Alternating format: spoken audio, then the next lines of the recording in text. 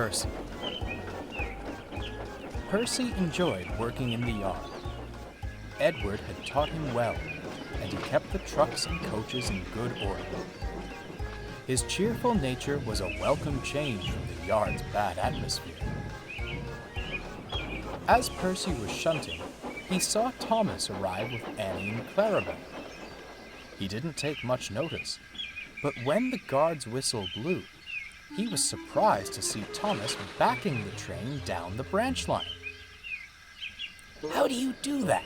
quizzed Percy. "Do what?" asked Thomas. "Push your train down the branch line. Your driver can't possibly see what's coming." Now, Thomas is a unique engine. Thanks to special rods and connectors, he can be driven from Clarabelle's cab. This means he can stay at one end of his train for both journeys. "Oh," Thomas smirked. "Well, not every engine can do it. You need certain experience." "I'll bet I could do it," Percy bubbled. "I doubt it," scoffed Thomas. "You're just not special like I am." He left the station, chuckling to himself. "Not special indeed," fumed Percy. "I'll show that Thomas. Just let him wait." When the big engines were shut in the shed, the Fat Controller asked Percy to look after the branch line. He was excited to get out of the yard and to show Thomas a thing or two. Percy liked branch line work, but soon found his hopes were dashed. His driver always ran him round to the back of the train. He tried starting before he could be uncoupled.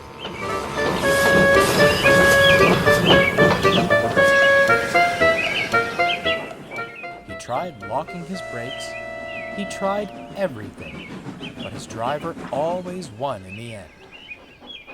One morning, Percy brought the first train to the big station. He was about to run around for the return journey when the station master walked up. "Sorry," he said, "the points are acting up, and we can't change them. You'll have to push the train, I'm afraid." Percy was ecstatic. "Now's the time! Now's the time!" he beamed. "Listen to me," said the driver sternly. "You're pushing this train no further than the first station, and I want no tricks when it's time to run you round back. Understood?"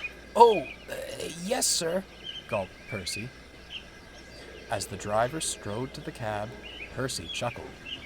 "Unless," he whispered to Annie, "there's a points failure at the first station, too." Annie rolled her eyes. The fireman was anxious. "Do you think we'll manage?" "It's only a short distance," puffed the driver. "I doubt we'll have any trouble."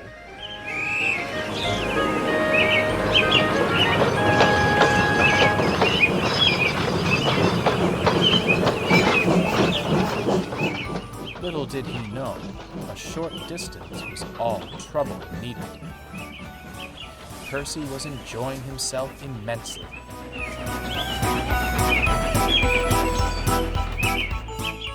"Look at me! Look at me!" he laughed. "Not so unique now, are you, Thomas?" The driver was having a hard time seeing. The guard kept watching Clarabelle, but Percy bumped about so much that he spilled tea on his uniform. "Bother," he fumed, and went searching for a rag. That's when trouble appeared.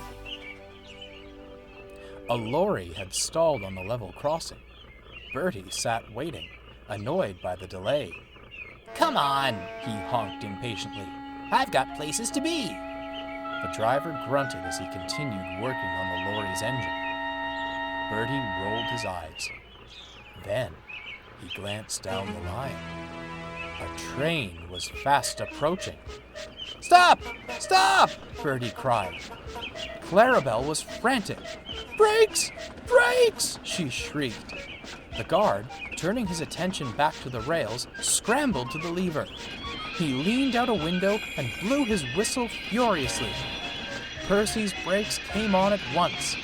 He put all his effort into stopping and shut his eyes in horror.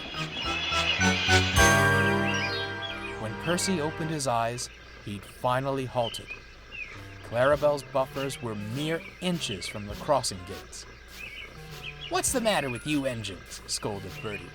"You might have hurt your passengers." Percy was ashamed.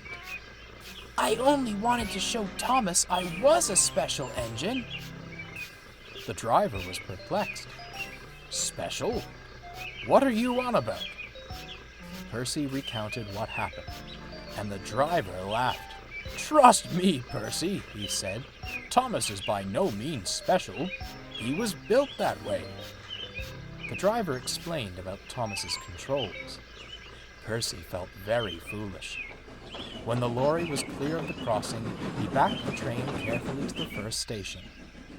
As he ran around the coaches, he thought of how silly he'd been. "Cheer up," smiled Clarabelle.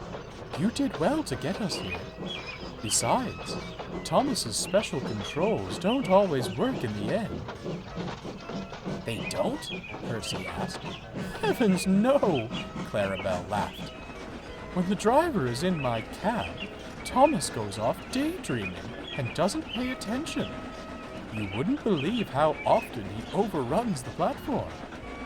Percy felt much better hearing this, and laughed all the way to the top station as Clarabelle recounted Thomas's misfortunes. Percy had no further incidents, and returned to shunting when the big engines were allowed out. He was very cheeky whenever Thomas approached the platform. "Careful," he called. "You're meant to stop there, after all." Annie and Clarabelle giggled as Thomas turned bright red. He never mentioned being a special engine again.